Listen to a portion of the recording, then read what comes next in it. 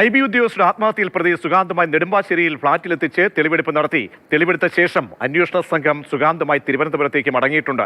ഇന്നലെ വൈകിട്ട് യുവതിയുടെ തിരുവനന്തപുരത്തെ ഫ്ളാറ്റിലും തെളിവെടുപ്പ് നടത്തിയിരുന്നു. വിഷ്ണുപ്രകാശ് ചേരുന്നുണ്ട്. വിഷ്ണു, എവിടെയൊക്കെ കേന്ദ്രീകരിച്ചാണ് ഇപ്പോൾ പ്രതിയുമായി തെളിവെടുപ്പ് നടക്കുന്നത്? ഇപ്പോൾ പ്രതി എവിടെയാണുള്ളത്? പ്രജീഷ, ഇന്ന് ഉച്ചയോടെയാണ് പ്രതി സുഗാന്തിനെ നെടുമ്പാശ്ശേരിയിൽ വാടകയ്ക്ക് താമസിച്ചിരുന്ന റൂമിൽ എത്തിച്ചുള്ള തെളിവെടുപ്പ് നടത്തിയത്. ഏകദേശം അരമണിക്കൂറോളം ഈ തെളിവെടുപ്പ് നീണ്ടു നിന്നു. തിരുവനന്തപുരത്തു നിന്നുള്ള പോലീസ് സംഘത്തോടൊപ്പമാണ് സുഗാന്തിനെ ഇവിടേക്ക് എത്തിച്ചത്. അതിനുശേഷം തെളിവെടുപ്പ് പൂർത്തിയാക്കി ഇപ്പോൾ തിരുവനന്തപുരം പേട്ട പോലീസാണ് ഈ കേസ് അന്വേഷിക്കുന്നത്. ആ സംഘം തിരിച്ച് തിരുവനന്തപുരത്തോട്ട് മടങ്ങിയിട്ടുണ്ട്.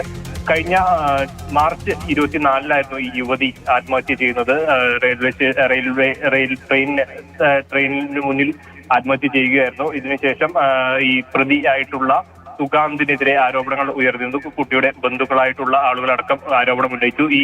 ഈ കാലയളവിൽ ഈ പ്രതി ഒളിവിലായിരുന്നു. പിന്നീട് മുൻകൂർ ജാമ്യത്തിന് അടക്കം ഈ പ്രതിയായിട്ടുള്ള സുഗാന്ത് കോടതിയെ സമീപിച്ചിരുന്നു. ശേഷം കഴിഞ്ഞ ഈ മെയ് 26-ന് ഹൈക്കോടതി ഈ ജാമ്യം നിഷേധിച്ചതിനെ തുടർന്ന് എറണാകുളം DCP ഓഫീസിൽ വന്നാണ് പ്രതി കീഴടങ്ങിയത്. ഇതിനെ തുടർന്ന് തിരുവനന്തപുരം പോലീസിന് കൈമാറുകയും പോലീസ് കസ്റ്റഡിയിലെടുത്ത് റിമാൻഡ് ചെയ്തു. അതിനുശേഷം ഇപ്പോൾ 5 ദിവസത്തെ കസ്റ്റഡി കാലാവധിയിലാണ് ഇപ്പോൾ പോലീസ് ഈ കേസിന്റെ അന്വേഷണവുമായി ബന്ധപ്പെട്ട് സുഗാന്തിനെ വാങ്ങിയത്. ഇതിന്റെ ഭാഗമായി നാളെ ഇപ്പോൾ ഈ കസ്റ്റഡി കാലാവധി അവസാനിക്കാനിരിക്കുകയാണ്. ഇന്നലെ തിരുവനന്തപുരത്തും ഈ യുവതിയുടെ ഫ്ളാറ്റിലെത്തിച്ച് തെളിവെടുപ്പ് നടത്തിയിരുന്നു. അതിന്റെ ഭാഗമായി ഇന്നിപ്പോൾ ഇവിടെ കഴിഞ്ഞ നെടുമ്പാശ്ശേരിയിലെ ഫ്ളാറ്റിലെത്തിച്ച് ഇപ്പോൾ തെളിവെടുപ്പ് പൂർത്തിയാക്കിയിട്ടുണ്ട്. ഇവർ നേരത്തെ യുവതിയുമായി ഈ ഫ്ളാറ്റിൽ എത്തിയെന്ന അടക്കമുള്ള മൊഴി സുഗാന്ത് നൽകിയിട്ടുണ്ട്.